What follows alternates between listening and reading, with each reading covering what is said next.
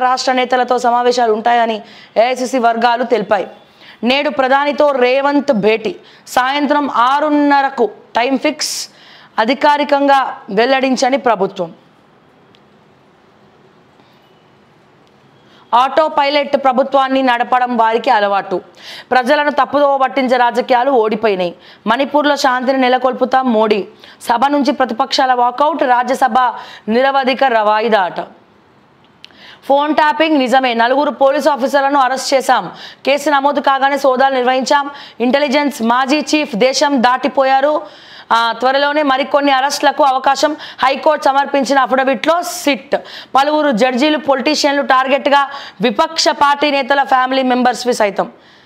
నాకు ఒకటి అర్థం కాక అడుగుతా సార్, మరి ఇప్పుడు కూడా ఇంటెలిజెన్స్ కొంతమంది మీద నిఘా పెట్టిందని తెలిసింది. మాకు నిఘా పెట్టిందని తెలిసింది. అయితే వరుస పెట్టి ఐఏఎస్ ఆఫీసర్ల గురించి మేము కథనాలు చేస్తూ ఉన్నాం. ఇప్పుడు కాదు, గత కొన్ని నెలలుగా ఐఏఎస్ ఆఫీసర్ల గురించి మరి ఏ ఛానల్ కూడా మాట్లాడలే. నేను మాట్లాడినంతగా ఓకే, మరి ఏ ఛానల్ కూడా మాట్లాడలే.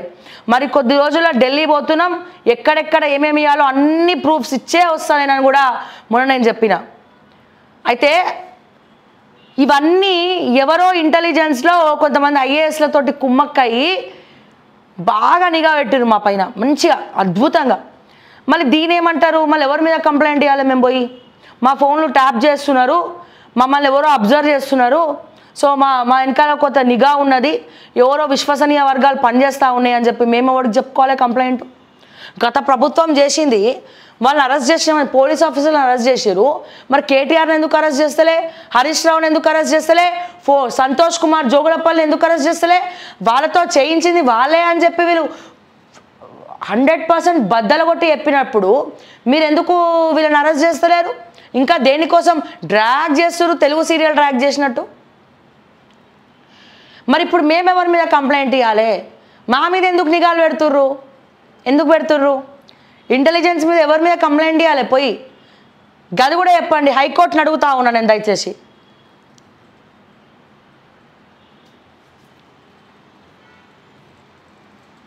కానీ ఒకటి మాత్రం గుర్తుపెట్టుకోండి, మీ నిఘాలు గిగాలు ఏమి కూడా మమ్మల్ని ఏం చేయవు, నన్నైతే ఏం చేయవు.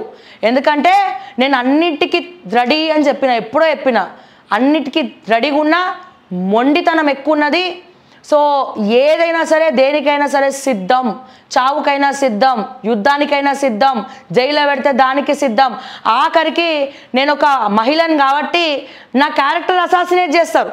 ఎట్లా ఆమె అక్కడ తిరుగుతుంది, ఇక్కడ తిరుగుతుంది, అది ఇది అని చెప్పి మాట్లాడతారు. ఇంకేం చేస్తారు? నన్ను ఏ రకంగా ఎదుర్కోలేని వాళ్ళు ఏం చేస్తారండి? ఏవేవో సృష్టించి, అరే ఆ అమ్మాయి మంచిది కాదురా బై, ఆమె క్యారెక్టర్ మంచిది కాదని చెప్పి ఆఖరికి అది కూడా స్టార్ట్ చేసారు. బట్ దాన్ని కూడా నేను ఇట్లా తిప్పి కొడుతున్నా. ఆఖరికి అటువంటి వాటిని కూడా నేను ఎదుర్కొంటా, స్ట్రాంగ్గా నించుంటా, బరాబర్ నించుంటా. మీ నిఘాలు ఇవన్నీ నన్ను ఏం చేయలేవు.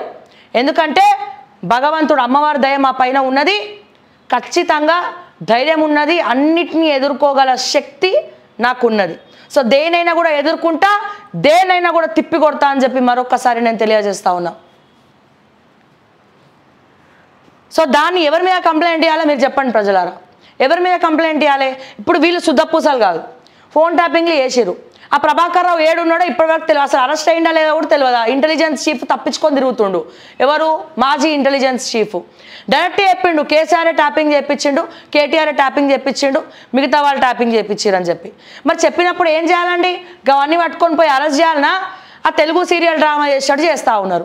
సరే వాళ్ళు అట్లా చేసారు కదా అని చెప్పి వీళ్ళు కూడా ఇంటెలిజెన్స్ నిఘాలు మా లాంటి వాళ్ళ పైన పెడుతుర్రు. దేనికి? ఐఏఎస్ ఆఫీసర్ల గురించి మాట్లాడుతుంది శ్రావ్య, సీఎంఓ గురించి మాట్లాడుతుంది శ్రావ్య, నిరుద్యోగుల గురించి మాట్లాడుతుంది శ్రావ్య. ఈమెకి ఏడేడికెళ్ళి సోర్సెస్ వస్తున్నాయి, ఎవడెవడు ఇన్ఫర్మేషన్ ఇస్తుండో తెలుసుకోవడానికి నిఘా పెడుతుర్రు. మీరు కరెక్ట్గా ఉంటే మేమెందుకు తెలుసుకుంటాం? మీరు కరెక్ట్గా లేరు కాబట్టి మేము తెలుసుకుంటాం. మీరు ఏం చేసినా ఎట్లా చేసినా తెలుసుకొని తీరుతాం. మా సోర్సెస్ మాకున్నాయి, మీ నిఘాలు మీ గిగాలు ఏం చేయమని చెప్పి నేను మరొకసారి తెలియజేస్తా ఉన్నా. నెక్స్ట్,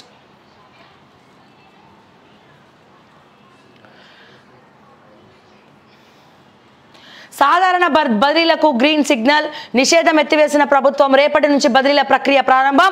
ఒకే చోట 4 ఏళ్లుగా పనిచేస్తున్న వారికి తప్పనిసరి. వచ్చే ఏడాది జూన్లో రిటైర్ అయ్యే వారికి రిలీఫ్ ఆన్లైన్ ద్వారా చేపట్టేందుకు ఆదేశాలు. సాధారణ బదిలీలకు ప్రభుత్వం గ్రీన్ సిగ్నల్ ఇచ్చింది. ఇప్పటి వరకు ఉన్న నిషేధాన్ని ఎత్తివేస్తూ ఆర్థిక శాఖ బుధవారం ఉత్తర్వులు జారీ చేసింది. రేపటి నుంచి 15 రోజులుగా ట్రాన్స్ఫర్స్ ప్రక్రియ పూర్తయ్యేలా షెడ్యూల్ని ప్రకటించింది. ఒకే చోట 4 ఏళ్లుగా పనిచేస్తున్న వారిని తప్పకుండా బదిలీ చేయాలని, ప్రతి శాఖలో ట్రాన్స్ఫర్స్ 40% మించొద్దని సూచించింది. మరి గీ 4 ఏళ్ళకి పైగా మరి ఏదైతే ట్రాన్స్ఫర్లు ఉన్నాయో మీ ఐఏఎస్ ఆఫీసర్లకు పనికిరావా? నవీన్ మిట్టల్కి పనికిరాదా? మీ దానకిషోర్కి పనికిరాదా? మీ ఎవరైనా అరవింద్ కుమార్కి పనికిరాదా? జయేష్ రంజన్కి పనికిరాదా? మిగతా సామాన్యులకు మాత్రమే 4 ఏళ్ళ. ఐఏఎస్ ఆఫీసర్లకేమో పోస్టింగ్లు ఉండవు, ఊస్టింగ్లు ఉండవు, బూస్టింగ్లు కూడా ఉండవు. కౌశిక్ రెడ్డిపై క్రిమినల్ కేసు. జెడ్పీ సమావేశంలో కలెక్టర్ను అడ్డుకున్నట్టు ఆరోపణ. విధులకు ఆటంకం కలిగించారని చెప్పి అధికారులు. జెడ్పీ సీఈఓ ఫిర్యాదు. కరీంనగర్ 1 టౌన్ పిఎస్లో 0 ఎఫ్ఐఆర్. ఎమ్మెల్యే కోవా లక్ష్మి పైన కేసు. డీసీపీ అధ్యక్షుడిని దూషించారని చెప్పి ఫిర్యాదు. ఓహో ఏంటో, అప్పుడు వాళ్ళు కేసులు పెట్టిరు, ఇప్పుడు వీళ్ళు కేసులు పెడుతురు. ఏదేమైనా మిస్టర్ కౌశిక్ రెడ్డి, నీకు ఇది కావాల్సిందేనయ్యా. ఎందుకు కావాలి నీకు ఇది అంటే, గవర్నర్ని ఏమని తిట్టినవయ్యా నువ్వు గతంలో?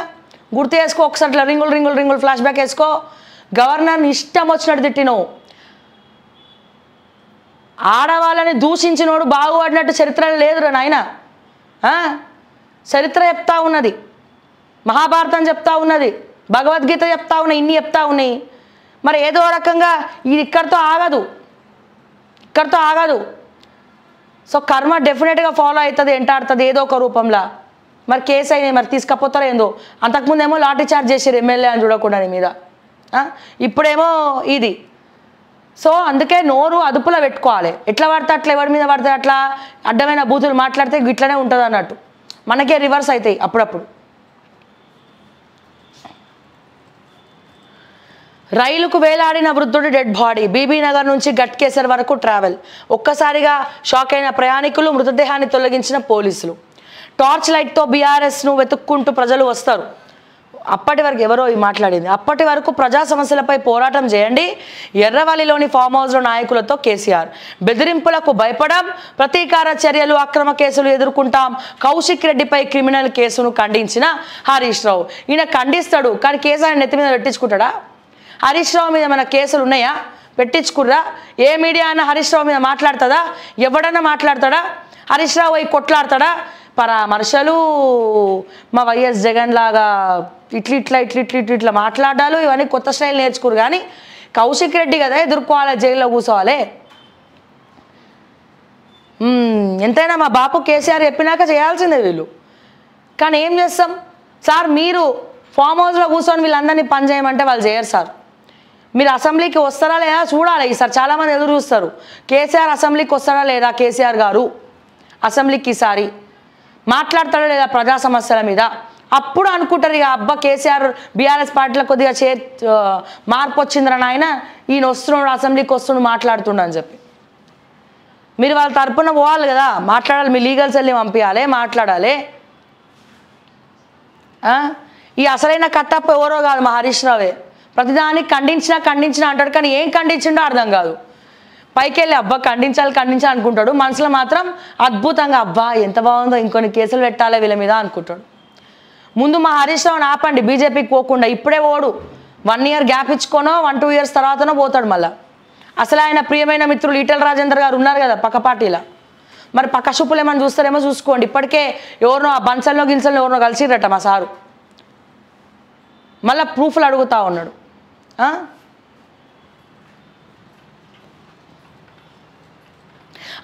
ఇంకోటి, ఈ మల్లన్న సాగర్ బాధితులు, రంగనాయక సాగర్ బాధితులు కూడా కాంగ్రెస్ పార్టీ హామీలు ఇచ్చింది. మరి హరీష్ రావు మీద ఎందుకో పెట్టారు కేసులు, అన్ని ప్రూఫ్స్ చూపిస్తే కూడా. రంగనాయక సాగర్ ఇరిగేషన్ డిపార్ట్మెంట్ నుంచి నేను ల్యాండ్ ఎట్లా తీసుకుంటూ ఫామ్ ల్యాండ్స్ ఎట్లా తీసుకుంటూ అనేది క్వశ్చను. దాంట్లో మీ శాటిలైట్, మీకు సంబంధించిన శాటిలైట్ ఛానల్ కూడా చూపించింది కదా. మరి కేసులు పెట్టారా, ప్రక్షాళన చేయరా, వాళ్ళ భూములు వాళ్ళకి తిరిగియరా?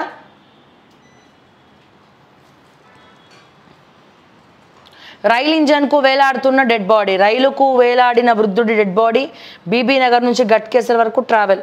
ఒక్కసారిగా షాక్ అయిన ప్రయాణికులు, మృతదేహాన్ని తొలగించిన పోలీసులు. ఇంత దారుణం కదా, సడన్గా చూసేసరికి ఇట్లాంటివి. పాప మా పెద్ద మనిషిని ఎవరైనా అట్లా పడేసిరా లేకపోతే ఆయనే ఆత్మహత్య చేసుకుందామని ప్రయత్నించిరా అర్థం కానటువంటి పరిస్థితి, చాలా బాధాకరం. సీఎంల మీటింగ్ ఫస్ట్ స్టెప్, ఆ తర్వాత 2 రాష్ట్రాల సీఎస్ల భేటీ, కొనసాగింపుగా ఆయా శాఖల కార్యదర్శుల సమావేశాలు. రేపు హైదరాబాద్కు చంద్రబాబు గ్రాండ్ వెల్కమ్ చెప్పేందుకు టీటీడీపీ ప్లాన్. ఎన్ని తుపాసులు వచ్చినా పార్టీలోనే ఉన్నాం, పార్టీ పోలిట్ బ్యూరో సభ్యుడు అరవింద్ కుమార్ గౌడ్.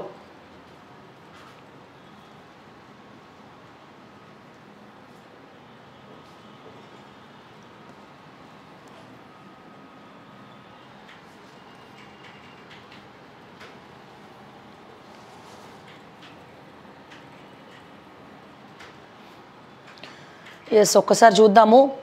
డిఎస్సి పోస్ట్పోన్ చేయాలి, పోస్ట్పోన్ డిఎస్సి ప్లీజ్, చాలా హెవీగా ఉంది, try to understand, please postpone DSC exam, there is no time to preparation for DSC exam because syllabus is heavy. Mounika.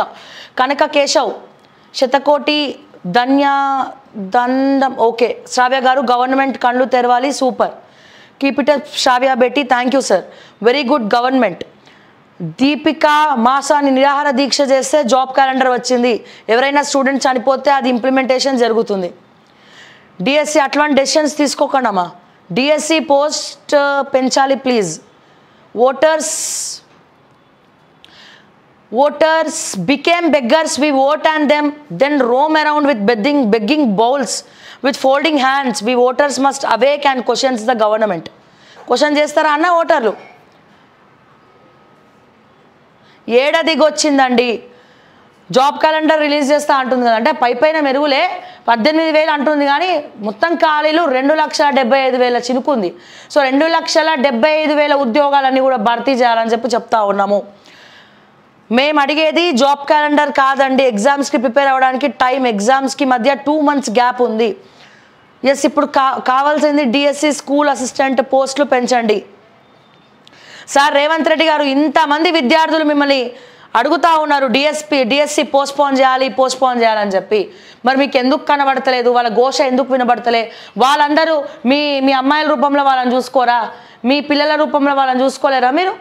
So ఇదేనా పద్ధతి? అంతమంది సిలబస్ చాలా ఉంది, పోస్ట్పోన్ చేయండి అని చెప్పి రోడ్ల మీదకి వచ్చి కొట్లాడుతుంటే కూడా మీరు పట్టనట్టున్నారంటే, చీమ కుట్టినట్టు కూడా మీకు లేదంటే ఏం చెప్పాలి సార్? ఇక మేము గుంపు మేస్త్రి, తీన్మార్ మల్లన్న, కోదండరామ్, రియాజ్, బల్మూర్ వెంకట్, పోస్ట్పోన్ చేయాలి DSC exam, postpone DSC postpone చేయండి, డిఎస్సి పోస్ట్పోన్ చేయండి, మెగా డిఎస్సి వేయాలా. మెగా డిఎస్సి కోసం కొన్ని నెలల నుంచి, కొన్ని సంవత్సరాల నుంచి వీళ్ళు కొట్లాడుతూ ఉన్నారు. సో దయచేసి రిక్వెస్ట్ చేస్తూ ఉన్నాము.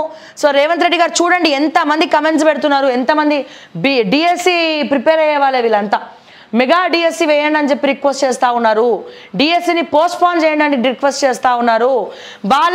ఇన్ని రకాలుగా కుమారి ఆంటీ ఆ స్ట్రీట్ తీసుకుపోయి పోలీసులు బయట పడేస్తేనేమో మీరు రెస్పాండ్ అయినరు. ఇన్ని రాస్తారోకోలు జరుగుతున్నాయి, ఇన్ని ఇబ్బందులు జరుగుతూ ఉన్నాయి, ఇంతమంది రోడ్ల మీదకి వచ్చి కొట్లాడుతుంటే మీరెందుకు నిమ్మకి నీరెత్తకుండా ఉన్నారని చెప్పి నేను అడుగుతా ఉన్నా రేవంత్ రెడ్డి గారిని. సో ఇది కరెక్ట్ కాదు. గత ప్రభుత్వం బిహేవ్ చేసినట్టే మీరు బిహేవ్ చేస్తే ఎవరు కూడా చూస్తూ ఊరుకోరు. ఇది మీ పార్టీకి సబబు కాదు అని చెప్పి నేను మరొకసారి రిక్వెస్ట్ చేస్తూ, ఇమీడియట్గా ఇక్కడైనా కళ్ళు తెరవండి, ఇక్కడైనా వీళ్ళ బాధ తెలుసుకోండి, ఇక్కడైనా ఇంతమంది అదే పనిగా పోస్ట్పోన్ చేయండి అని చెప్పి అడుగుతూ ఉన్నారు. ఇన్నిసార్లు అడుగుతూ ఉన్నారు, అడిగి అడిగి అడిగి అడిగి అలసిపోతూ ఉన్నారు. వాళ్ళకి ఉన్నదే ఇంత టైము, ఆ ఇంత టైంలో గవర్నమెంట్ మీద మీ చుట్టూ తిరగడానికి వాళ్ళ టైం అంతా అయిపోతూ ఉన్నది. సో దయచేసి పోస్ట్పోన్ చేయండి అని వాళ్ళు వేడుకుంటున్నప్పుడు ఒక పెద్ద మనిషిగా, తెలంగాణ ముఖ్యమంత్రిగా మీ బాధ్యతను సక్రమంగా నిర్వర్తించుకోండి అని చెప్పి చెప్తా ఉన్నాం. ఇంతమంది ఘోష అవసరమా తెలంగాణకి? ఇంతమంది బాధ అవసరమా తెలంగాణకి? పోస్ట్పోన్ చేస్తే మీ కిరీటాలు పడిపోతాయా? కోట్లు అరిగిపోతాయా? లేకపోతే అప్పు చేయాలన్నా? పోస్ట్పోన్ చేయడానికి డబ్బులు ఏమైనా కావాలన్నా? ఏం కావు కదా సార్. మరి చేయడానికి ఏమవుతుంది? వాళ్ళు అడిగినప్పుడు, అంతమంది అడుగుతున్నప్పుడు చేయడానికి ఏమవుతుంది అని చెప్పి నేను అడుగుతా ఉన్నా. సో దయచేసి ఆలోచించండి అని చెప్పి నేను మరొకసారి తెలియజేస్తా ఉన్నా ఈ సందర్భంగా.